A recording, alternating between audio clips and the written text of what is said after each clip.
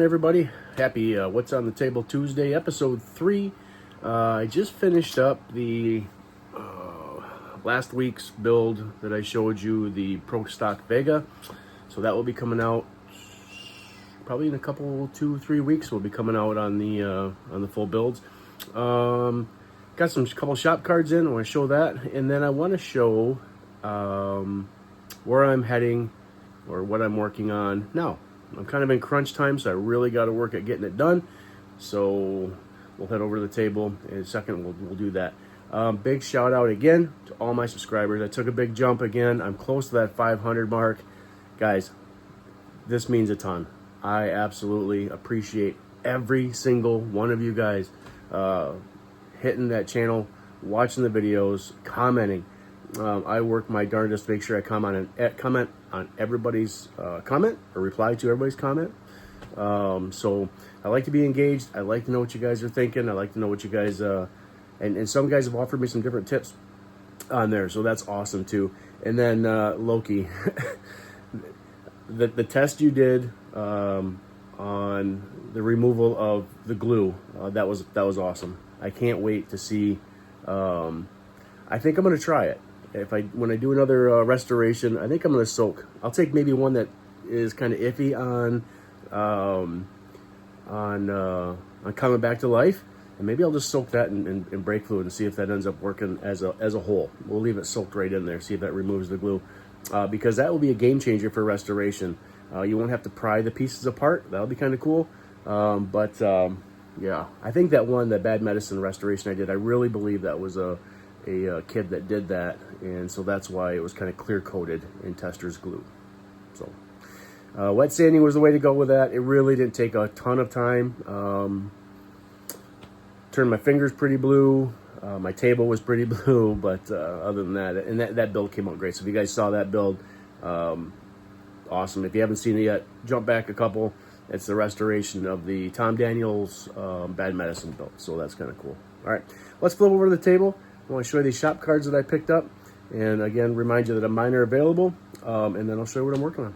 All right, you guys kind of saw in the last build, the last episode 2 would have been, I guess, not the last build, but episode 2 of What's on the Table Tuesday. I've taken the pulling truck kit that comes with the square body. I know that Adrenaline Junkie sells it. I think MCV sells it. But they sell the entire kit ready to go, ready to put together, which is cool. Along with Adrenaline Junkies. Anyway, they sell that with a square body, and but I'm going a different direction with this because a friend of mine,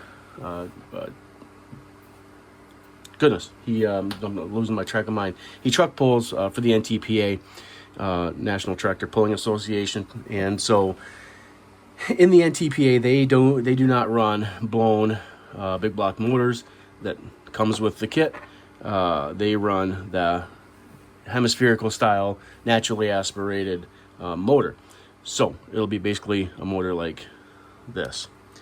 And what I've had to do is, because this, I've mentioned it before, the oil pan won't fit down in the trans holder and the frame, just because of the design. So I've had to modify and kind of build and squeeze and merge and cut and do different things to get the block for the hemispherical motor. I ended up breaking a couple of those plug wires off, or plug caps off, but this was a test to see which direction I want to go with it. But so I've got that now, so it cradles right in where it's supposed to go. Now I just need to print the rest of the parts and get those on and get this motor painted up to match.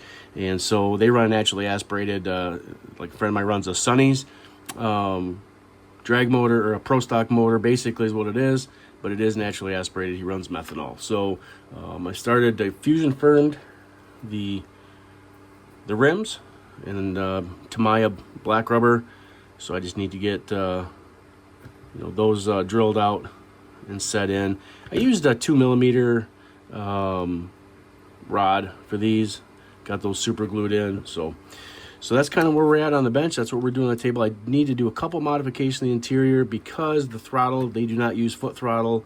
They use a hand throttle, so I have some parts I think that are going to work from another kit. And I'm going to Frankenstein together to build that hand throttle, which would be up here a little bit further. So that's basically what's on the table. And I fusion firmed the cover, and that stuff is pretty cool. That stuff works awesome. So that's what's on the table. Oh, and the body, again, I kind of showed you on the last episode. I've got to scale the body up just a little bit, and the reason why is I got to get these wheels tucked up underneath the rear, so they're going to sit somewhat like that. So I've got to stretch a little bit, which means I'm going to have to stretch the wheel wells a little. So I've got to do some fabrication there. The back wheels sit kind of inside, and the front wheels actually sit out further. They offset each other a little bit. So you know, that's a little drastic, but they're about maybe half in roughly. So anyway, and then like I said, I got to rescale this body, do some work on it, make some cuts so that it recesses down onto the frame where it's supposed to sit, and then we'll go from there. So that build will be coming as well, so look forward to that. But I've got to get this done before the end of August so that I can take this to Bowling Green and give this to a buddy of mine that actually runs. So hopefully he'll stick it up on his wall and you know, appreciate that. So I've got to do some, I'm going to work with what I got here, but if I build another one of these, I've got to rework these insides a little bit. I don't know, when I printed this one as a test print, the wheel slides right in, super easy. But on these ones, they're really super tight, so I got to sand them down a little bit so I can get them to fit in there. But I'm not sure what the difference is because I didn't change any settings, so I'm not sure. Anyway, that's a quick what's on the table Tuesday. Let me set this stuff aside, and I'll do some shop card review. First one I've got, Mr. Crankenstein Creations. Sent me a shop card. We did a little swap. Guys, if you haven't checked out his channel, he does some amazing AI work. All his videos have this Crankenstein creation guy that in his intro and stuff like that. That's pretty awesome. He does some cool stuff, and he's the one that put together the drag racing. If you notice, on a lot of the content creators, they had their model car turned into a drag car, was going down the strip.